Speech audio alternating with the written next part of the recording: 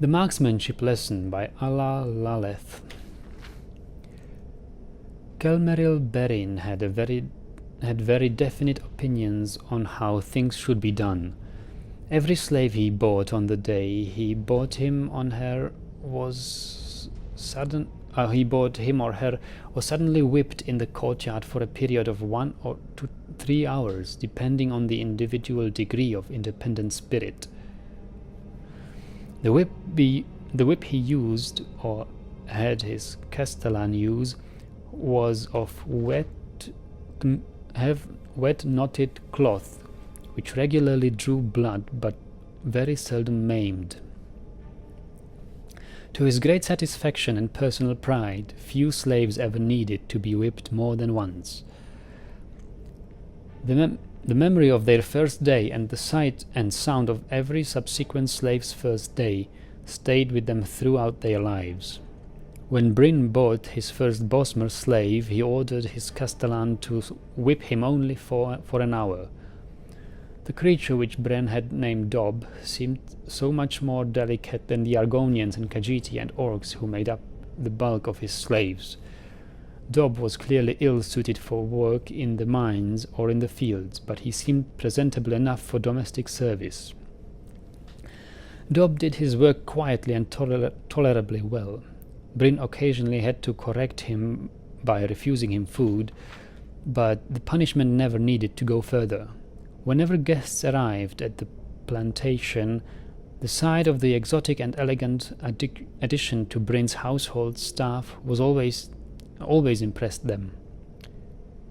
"Here, you," said Genetha Ilok, a minor but still noble member of the house Indoril, as Dob presented her with a glass of wine.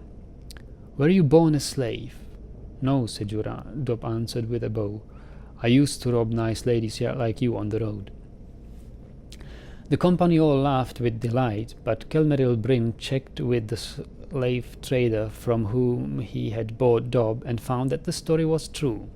The Bosmer had been a highwayman, though not one of any great notoriety, before he had been caught and sold into slavery as punishment.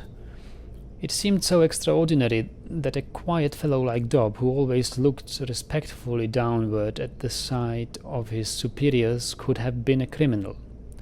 Bryn made up his mind to question him about it. "You must have used some sort of weapon when you were robbing all those pilgrims and merchants." Bryn grinned and he watched Dob mop. "Yes, Sedura," Dob replied humbly, "a bow." "Of course, you Bosmeri are supposed to be very handy with those." Bryn thought a moment and then asked, "A bit of a marksman, were you?" Dob nodded humbly. "You will tutor my son Wodilig in archery," the master said after another moment's pause. Wodilig was 12 years of age, and had been rather sadly spoiled by his mother, Bryn's late wife. The boy was useless at sword play, fearful of being cut. He embarrassed his father's pride, but the personality defect seemed ideally suited to the bow. Bryn had his castellan purchase a finely wrought bow, several quivers of arrows, and ordered targets to be set up in the wildflower next to the plantation house. In a few days' time the lessons began. For the first few days the master watched Wodilig and Dob to be certain that the slave knew how to teach. He was pleased to see the boy learn the grips and the different stances. Business concerns, however, had to take precedence. Bryn only had time to see to it that the lessons were continuing, but not how well they were progressing. It was a month's time before the issue was re-examined. Bryn and his castellan were reviewing the plantation's earnings and expenses, and had come to the area of miscellaneous household costs. "You might also check to see how many targets in the field need to be repaired." "I've already anticipated that, Sedura," said the castellan. "They are in pristine condition." "How's that possible?" Bryn shook his head. "I've seen target fall apart after only a few good shots." There shouldn't be anything left after a month's worth of lessons. There are no holes of any kind in the target, said Ura. See for yourself. As it happened at that hour, the marksmanship lesson was underway. Bryn walked across the field, watching Dob guide Wodilik's arm as the boy took aim at the sky. The arrow flew up into an arc over the top of the target, burying itself in the ground. Bryn examined the target and found it to be, as his Castellan said, in pristine condition. No arrow had touched it. Master Wodilik, you must pull your right arm down further, Dob was saying. And the follow-through is essential if you expect your arrow to gain any height. Height? Bryn snarled. What about accuracy? Unless he's been secretly racking up a high kill ratio on birds, you haven't taught my son a thing about marksmanship. Dob bowed humbly. Sedura, first Master Wodilik must become comfortable with the weapon before he need to worry about accuracy.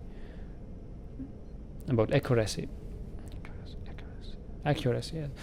In Valenwood, we learn by watching the bolt arc at different levels in different winds before we try very hard to strike targets.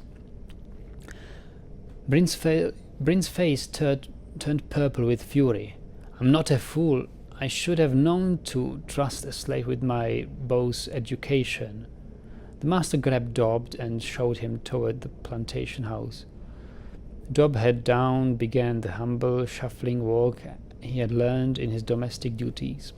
Wodilik, tears streaming down his face, tried to follow.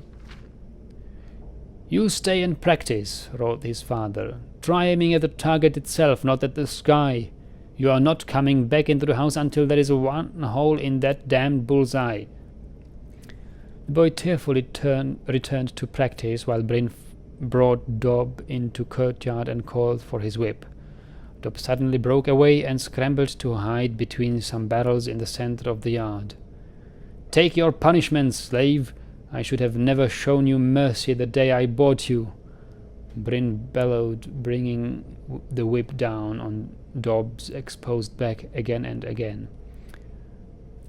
I have to toughen you up. There'll be no more soft jobs as tutor and valet in your future.